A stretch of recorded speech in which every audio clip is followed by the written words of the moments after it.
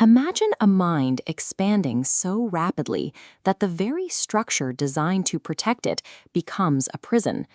In the 1940s, a Brazilian Jesuit priest named Hubberto Rohden faced exactly this breaking point.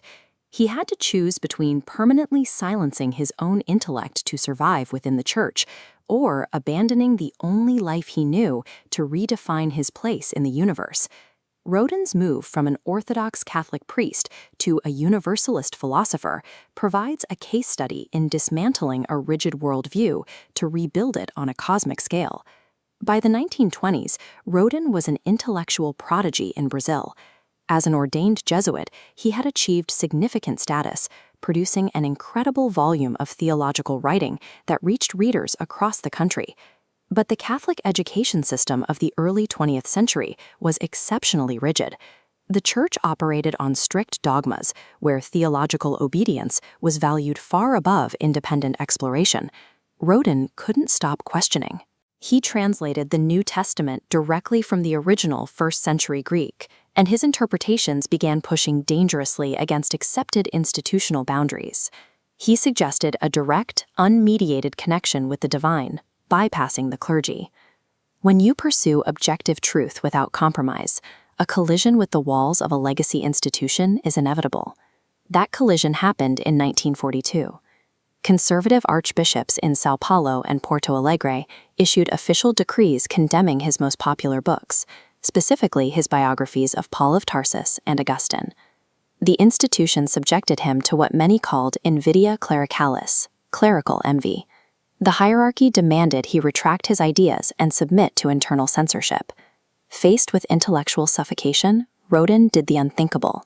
He handed in his resignation, completely severing ties with a 2,000-year-old institution and walking away from the priesthood forever. Escaping a corrupted or limiting system rarely happens in half measures. It often requires a total, painful exile to discover exactly what you are meant to do. In 1945, Rohden traded his clerical collar for a research grant. The isolated, disgraced priest from southern Brazil secured a fellowship to study in the United States. He landed at Princeton University. Here, he immersed himself in a culture of intense, empirical academic rigor, completely removed from theological oversight. At Princeton, he observed Albert Einstein.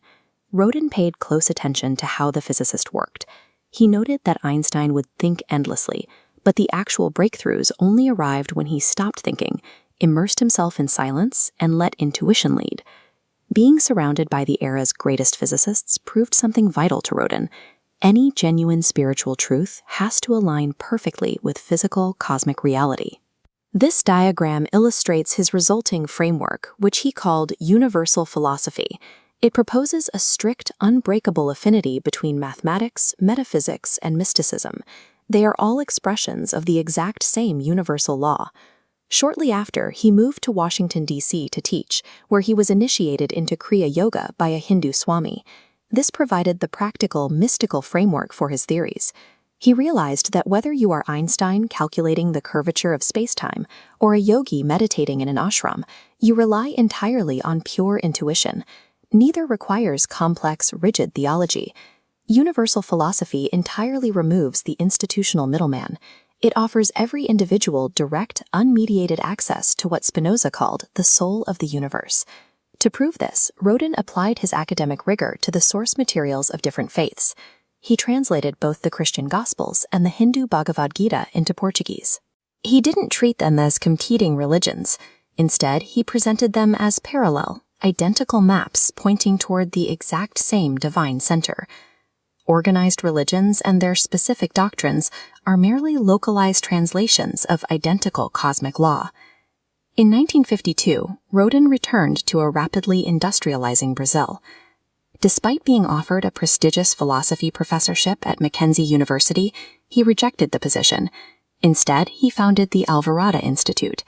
He built an ashram integrated with nature in the countryside, deliberately establishing it outside traditional university and church systems.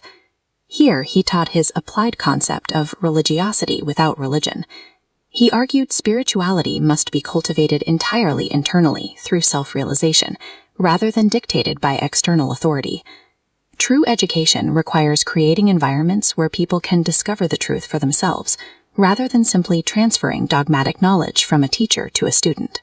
Rohden defined ordinary existence as the ego pensante, a horizontal trap that endlessly expands outward but never rises. Reaching the cosmo pensado requires a deliberate pivot. The ego recedes, allowing universal laws to become the primary source of thought.